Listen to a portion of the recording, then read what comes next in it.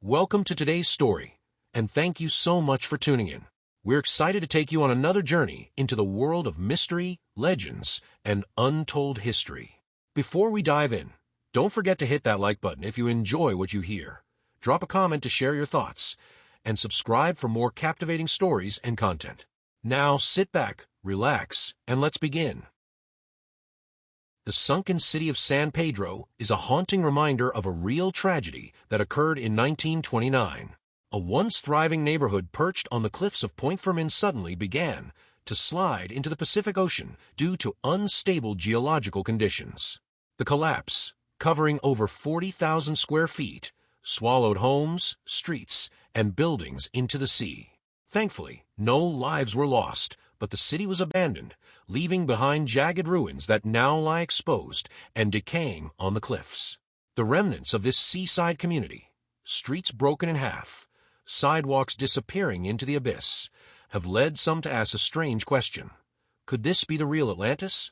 The thought is natural when standing on the crumbling edge of the sunken city, gazing at the ruins submerged beneath the waves.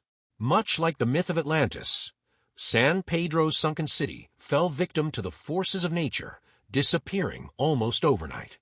Both are stories of civilizations swallowed by the sea, of human hubris built too close to the edges of danger.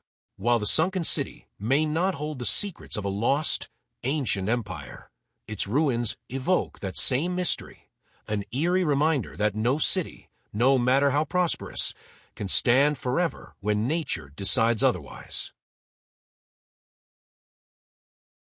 The Boy Who Cried Wolf. The Fall of Oceana. In the ancient coastal city of Oceana, the sea was both friend and foe.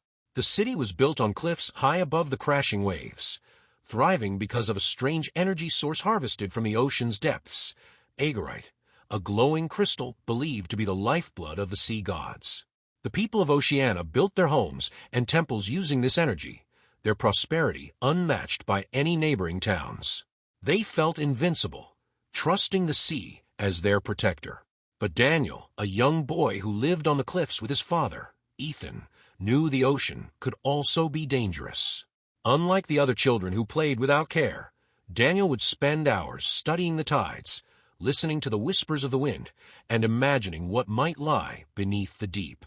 He had heard the legends of the city's founding, that Oceana's survival depended on respecting the ocean's delicate balance. But his overactive imagination got the better of him, and he had a habit of making up stories about things no one else could see.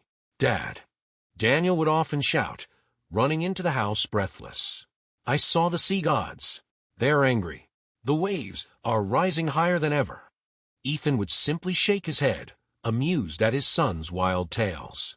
"Daniel, you've got to stop with the stories. People are going to stop listening to you if you keep this up." But Daniel didn't stop.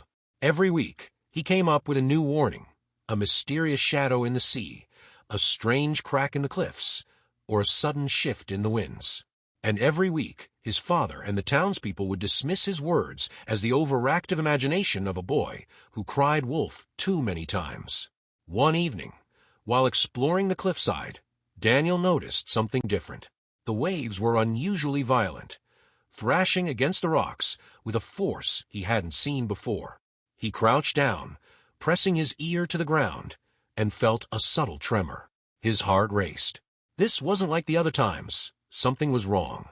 Daniel ran home faster than ever, bursting through the door. "Dad, you have to listen. The cliffs are shaking. There's going to be a landslide. We need to evacuate." Ethan, tired from a long day, barely looked up from his seat. "Daniel, not again," he said with a sigh. "You can't keep doing this. People are starting to laugh at you." "But Dad, I felt it this time. I'm not making it up," Daniel pleaded, panic in his voice. "We have to warn everyone. The city could fall." "Enough!" Ethan shouted, his patience worn thin. "I don't want to hear another word. You've cried wolf too many times, Daniel. No one is going to believe you, and neither do I. Go to bed." Crushed, Daniel slunk to his room, fear gnawing at his insides. He tossed and turned, imagining the cliffs crumbling beneath the city, imagining the ocean swallowing their homes. He wanted to run to the town square and shout to everyone to leave, but what was the point? No one would believe him. That night, the earth trembled beneath Oceana. It started as a small quake, but soon the shaking grew stronger.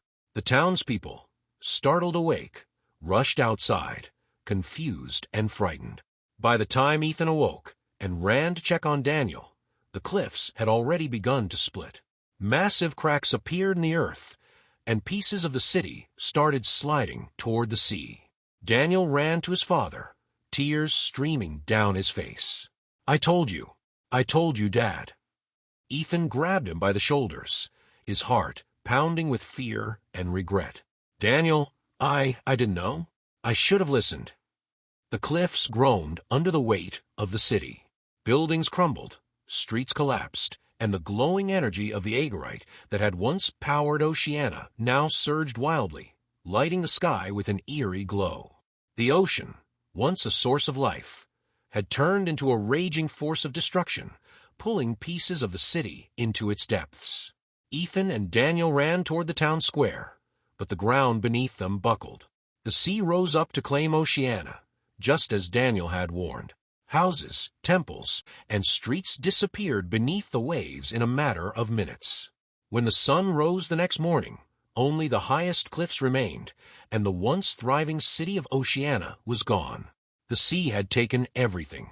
Ethan and Daniel stood at the edge of the ruins, staring at the vast ocean that now covered their home. Ethan put his hand on Daniel's shoulder, the weight of his regret heavy on his heart. "I'm sorry, Daniel," Ethan said quietly. "If I had just listened." Daniel looked up at his father, the sadness in his eyes matched by a strange calm. "It's too late now, Dad. The city's gone." From that day on, the legend of Oceana became more than just a tale of lost treasure or angry sea gods. It became a story of a father who didn't listen and a boy who cried wolf, one too many times. Thank you for joining us on this journey through the legends and mysteries of the Sunken City. We hope you enjoyed the story and the deeper dive into the history behind it.